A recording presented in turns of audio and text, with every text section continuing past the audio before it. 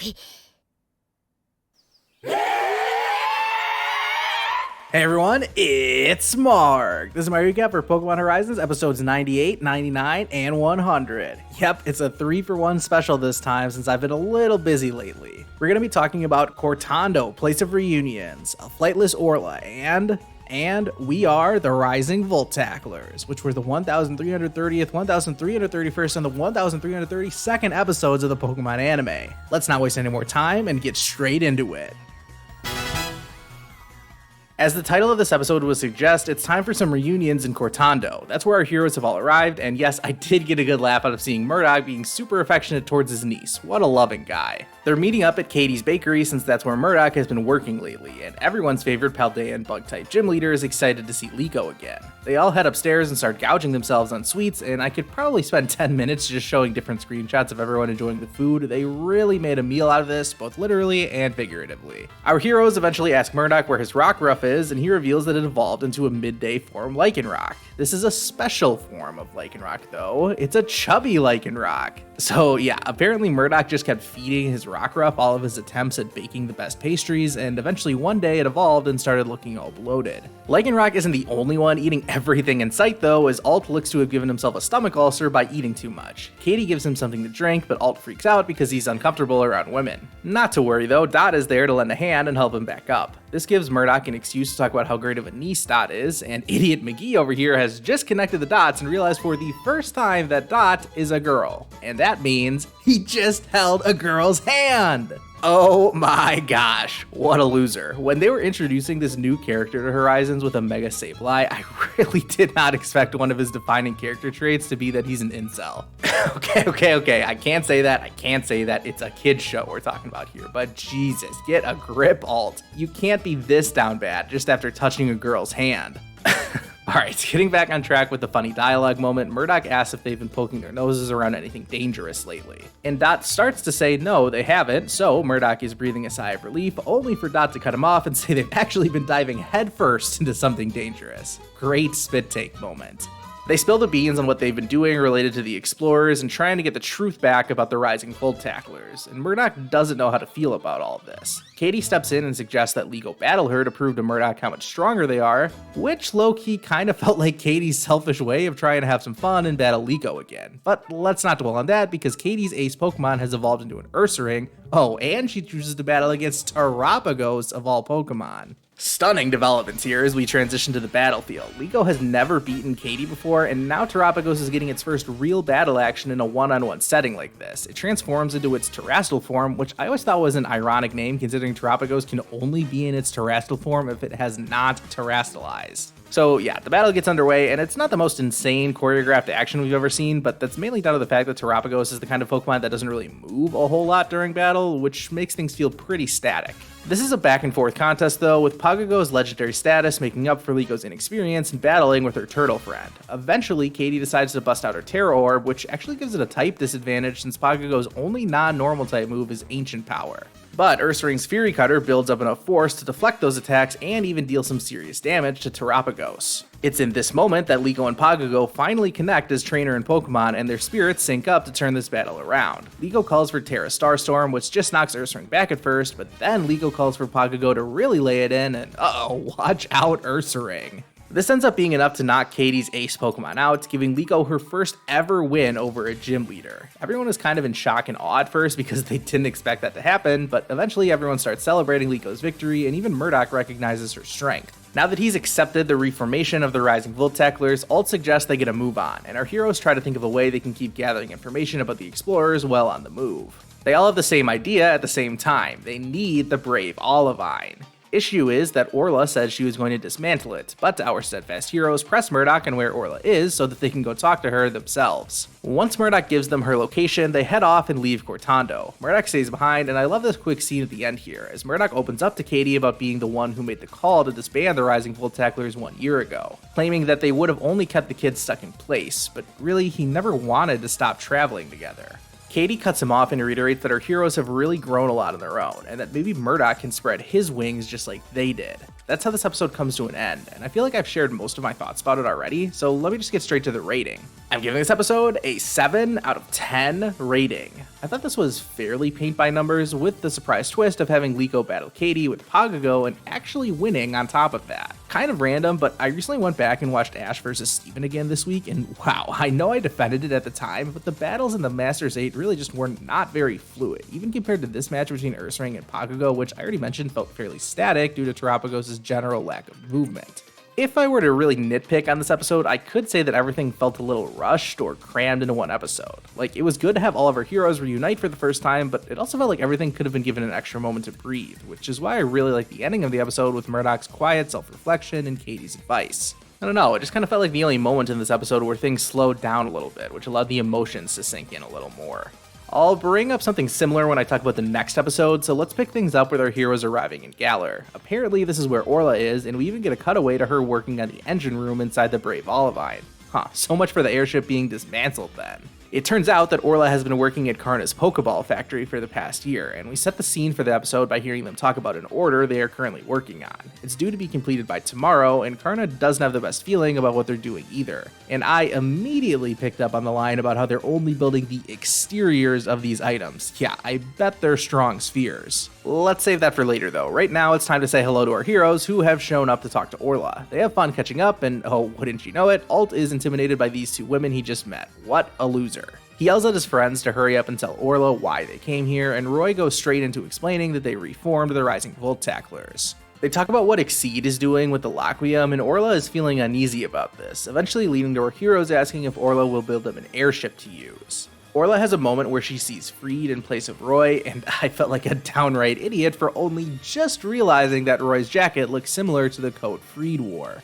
While I get over my own stupidity, Orla rejects the request and storms off, leaving our heroes distraught. Cap runs off because he senses something, and it turns out to be the Brave Olivine hiding in the middle of the forest. Everyone is excited to see the airship looking as good as new, as it turns out that a lot of the wild Pokemon that lived aboard the Brave Olivine are still there, which gets everyone even more excited. Karna shows up and tries to explain her side of the story to the kids, which means it's time for a flashback. Orla showed up out of the blue on her own with the Brave Olivine and asked to work at Karna's Pokeball factory, which kind of makes sense since 70 episodes ago in Karna's debut, she did ask Orla if she wanted to stay and work here. After a while, Orla finally did tell Karna about what happened at Laqua and that she has no intention of ever flying the ship or going on adventures again. Karna has her doubts though and thinks that Orla is keeping her true feelings hidden away this whole time. This at least gives our heroes some kind of hope, so they decide to stay the night and try again with Orla tomorrow. This passage of time is important because it also means that now today is the due date for that project Karna and Orla were working on, but more on that in a bit. For now, Orla is talking complete nonsense about being happy working here and how it lets her push unnecessary feelings away, which Karna isn't buying in the slightest. She suggests that Orla go get some fresh air while Karna seals the deal with the people that hired them to do this project, and Orla decides to take a trip down memory lane and think about her past. From the formation of the Rising Volt Tacklers to when she saw Freed plummet to almost certain death, she just can't repress these old feelings. Her reminiscing is led her to the Brave Olivine, which is where Liko, Roy, and Dot are as well.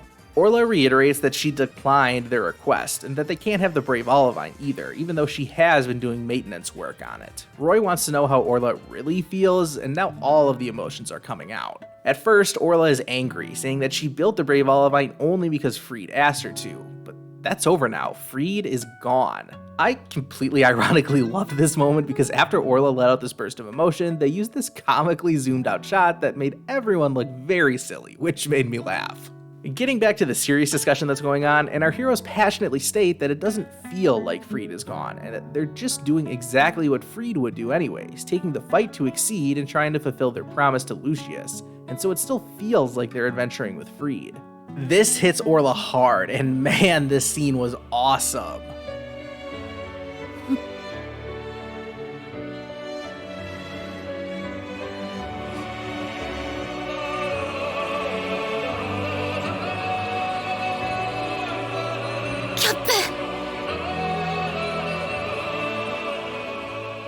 Now Orla is really going through it, silently questioning herself without saying anything out loud. They're interrupted by a loud noise coming from back at the factory, so the kids rush off to investigate. Orla is too disoriented to move at first, but her Pokemon shake her out of her funk and they spring into action. Back at the factory, Alt is standing in the way of Karna handing over her finished project. Would you believe it? They were making the exterior pieces of strong spheres all along. Who could have seen that coming? Our heroes explain why these things are no good and actually harmful to Pokemon, but these suits from Exceed try to proclaim their innocence. Karna decides to trust the kids on this one, which prompts these two new members of the Explorers to show up. They're ready to spew some Exceed propaganda about how great strong spheres are, and when they hear Karna reveal Liko and Roy as, well, Liko and Roy, Mr. Blue Hair and Mrs. Red Hair turn hostile. They send out their Paldean Tauros, ready to fight the Rising Voltaclers and take the strong sphere parts by force. Speaking of strong spheres, they don't waste time using two of their own, powering up their Tauros duo as the episode comes to a close in a dramatic cliffhanger with both parties facing off. I really enjoyed this episode. I'm interested to see how things go with these new Explorers members. They seem a little generic at first, but the anime did go as far as releasing concept art for each of them, so maybe they'll end up being important beyond just this set of episodes. I pointed out that the previous episode felt like it really crammed a lot in, so by comparison, this episode really felt like it let things breathe. Everything to do with Orla had way more emotional weight because of it, and I loved that. Of course, the moment with Cap and the swelling orchestral music epitomizes this, but really the entire episode let us sit with Orla and her emotions, which are understandably complex. It makes sense that she wouldn't want to face reality at first, having lost her closest friend in Freed and the rest of the Rising Voltaclers after they disbanded. Orla felt alone and went to a place she knew would be comfortable for her, Karna's factory. Orla talked about how she was glad to be able to push those quote-unquote unnecessary emotions away, but in reality, she was just refusing to process what was no doubt a traumatic experience. I don't say that to blame Orla or call her a bad person or anything. Most adults have no idea what to do the first time they have to tackle these kinds of emotions, and a lot of people don't always deal with these feelings in the healthiest of ways. So yeah, this episode just felt real. Like, it wasn't some contrived scenario like I'm used to seeing out of the Pokemon anime. Okay, well, saying that, it did kind of feel like a plot hole to me that Karna and Orla were working on a project for Exceed. Like, did Karna just not tell Orla who this job was for or something? Still, this episode was very good in my opinion. I'm giving it a 7.5 out of 10 rating. But if we're being honest, this was only the first half of the story, so let's get to the second half as we talk about episode 100. Alright, so the strong sphere-powered Tauros are ready for action, but so too are our heroes. Ult is even ready to help out in a team battle, so let's see how this goes. The Explorers call for the first attack, and their Paldean Tauros charge up a Raging Bull. Everyone dodges and gets out of the way, but the Tauros keep on charging and make super effective contact with Crocalor and Meowscarada. Dot's getting analytical straight from the start, pointing out that the Tauros instinctively went for targets that they had the type advantage against, but their trainers didn't even call for a specific move, let alone who to target. Dot recalls something similar happening in her battle against that Stunfisk who was under the influence of Lockbium, and it seems like another side effect of this stuff is that it buffs up defense as well. Our heroes try to counterattack, but the Tauros keep jumping in front of attacks to maintain type advantage. First with the Blaze Breed Tauros blocking a Magical Leaf, and then the Aqua Breed getting in the way of an incoming Flame Charge.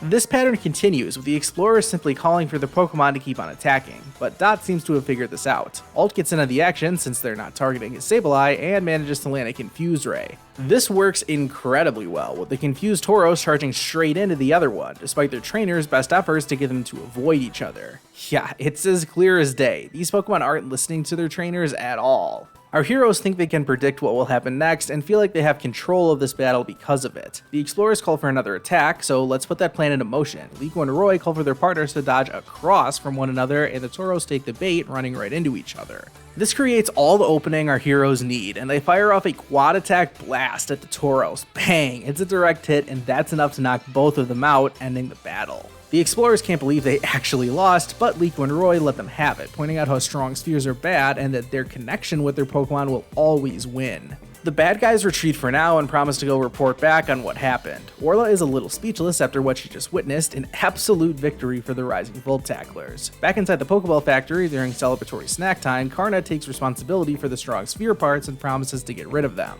Now our heroes are wondering what to do next when Orla dramatically stands up in the background. She's ready to help them after what she just saw. She admits to standing still after losing Freed, but acknowledges that he would never stand still. Orla wants to bring the fight to the Explorers and wants to do so with the Rising Voltaclers back aboard the Brave Olivine. Here we go, mission accomplished, we've got an airship again. Orla says they'll need a few days to get everything prepared, so cue the montage of everyone helping fix up the airship. Some time passes, but eventually they're ready to set sail once again, but not before Orla reveals a surprise. Whoa, it's Molly and Murdoch! They're both ready to rejoin the crew, and so are their Pokemon. Wait, hold on a second. How did Murdoch's Lycanroc lose that much weight in just a few days? We went from chubby Lycanroc that does nothing but eat and get its belly rubbed to a normal looking Lycanroc. Wow, drop the weight loss tips for the rest of us, please, Murdoch. Anyways, they talk about wanting to go on adventures after seeing the kids again, and we even see them both getting permission to leave the jobs they were working at. Obviously, Katie was fine with Murdoch going, but it was nice to see Molly's mother approve of her decision too. They couldn't call Ludlow back to the squad though. I mean, it's impossible to call someone who doesn't own a phone. But hey, what is Ludlow doing already on the ship? Unbelievable. You'd think this guy was secretly a superhero or something, the way he just shows up out of nowhere. Next, we get this big cheesy moment of the adults asking to rejoin the Rising Voltaclers, which of course gets accepted. They're loving it, I'm loving it, even Alt is loving it as he officially decides to join the Rising Voltaclers as well. Molly has the great reaction of being like, who even is this guy? And wouldn't you believe it, Alt tries to appoint himself the captain. Hey idiot, that's Captain Pikachu's job. This was all so silly and I loved it. Everyone moves aboard the Brave Olivine and we get ready for takeoff, and Dot even restarts the old Rising Voltaclers app, which I didn't think would be an important plot point, but well, hold on, because apparently there's been a mysterious voice message left for them. They all gather around to listen to this thing while Dot tries to access it. Apparently it's encrypted for some reason, and it was sent about a month ago from an unknown sender. Dot finally is able to hit play, and after the anticipation is fully built up, it's freed! Whoa, what? Mass hysteria ensues. I haven't seen a reaction like this from the Brave Olivine since the first time Nidothing read out one of Lico's comments back in the day. I did not expect Free to come back like this, but alright, everyone calm down so we can actually listen to his message. Okay, let's try this again. Freed says that he's on the run from the Explorers, so he has to be careful with how he communicates with the Rising Voltaclers. He says he's trying to figure out more secrets about the Lockweum and that he wishes everyone well until they meet up again. Short and to the point, but everyone is stunned at what they just heard. No surprise for who takes this the hardest, Orla is straight up bawling after hearing that her childhood friend is still alive. Of course, he didn't even reveal where he is, but whatever, it's time to celebrate. We get a quick scene of Orla and Karna saying their goodbyes, complete with Orla giving the gift of her very own Pokeball that she made herself. It's not quite as good as the one Karna made for Orla back when they first met, but this was a nice moment nonetheless. This really is great. Oh my gosh, is that the original opening theme playing in the background? This was so perfect. I love the scene, and the usage of the first Horizons opening felt so fitting. Roy suggests that they do, that thing, and Alt is confused as everyone gathers up. They teach him the secret handshake, and Liko leads the Rising Voltaclers in a big cheer. The group is officially back together. If that wasn't enough for one episode, we even get to check in with the Explorers to end things off. Spinel hears the reports of the two new losers, whose names are Indy and Rubella, by the way. And Spinel is intrigued, but not overly concerned by the news that the Rising Voltaclers are back. The episode finally comes to an end with the new leader of the Explorers calmly threatening their demise. Oh, and one more thing to mention about this episode was that they even updated the ending animation too. Now that the Rising Voltaclers are back together, the scenes aboard the Brave Olivine are looking a lot more lively thanks to our returning heroes rejoining the team. Just another fun addition to cap off a fantastic episode. Like I just said, I thought this was a fantastic episode. I'm not going to beat around the bush either. Let me get straight to it. I'm giving this episode a 10 out of 10 rating. Yes, a 10. Bingo! Alright, not quite bingo yet, but we did check off another tile. I had absolutely zero expectations that this was going to be the episode that I finally gave a 10 out of 10 rating to, but wow, did this episode blow me away.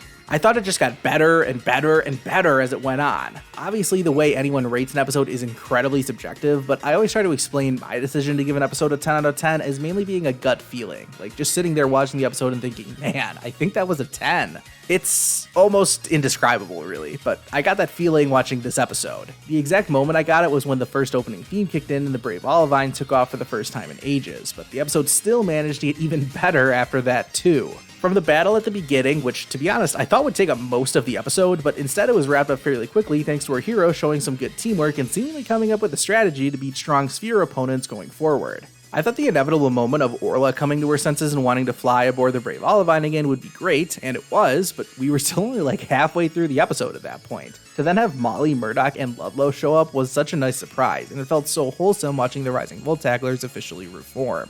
And then, man, that Freed reveal, I was gobsmacked. One of my absolute favorite feelings that I can possibly experience when watching an episode of the Pokemon anime is to be genuinely surprised by something that happens. And I had literally no clue that Freed was going to return. Like, the idea didn't even enter my mind until a few seconds before when I'm like, okay, an encrypted voice message, could this be?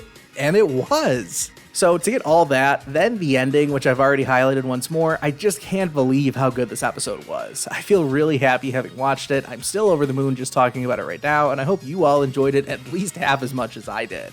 Last thing I wanted to discuss was that this was a big milestone, episode 100 of Pokémon Horizons. How does this one stack up against the previous 100th episodes of past series? The original series, it was a random Orange Island filler episode. In the Advanced Generation series, Ash had this gym battle against Tate and Liza. In Diamond and Pearl, Ash's Turtwig evolved in that really unique storyline when Paul's Torterra helped train Ash's Pokemon. The 100th Best Wishes episode saw Iris finally return to the Village of Dragons, and in XY, it was the episode when Ash's Frogadier evolved into Greninja. Sun and Moon was the first half of the Ultra Ruin storyline, and then in Journeys, well, Ash and Leon had a picnic or something like that. To be fair, quite a few of those episode 100s are fairly notable, but this one takes the cake for me. I mean, I gave it a 10 out of 10. The next episode looks like it could be a really good one as well, as the Rising Voltaclers take to the skies once more and head for the Naranja Academy. I'm not sure what they could possibly want to do there, but hey, it looks like we're getting a Roy versus Nimona rematch, so count me in.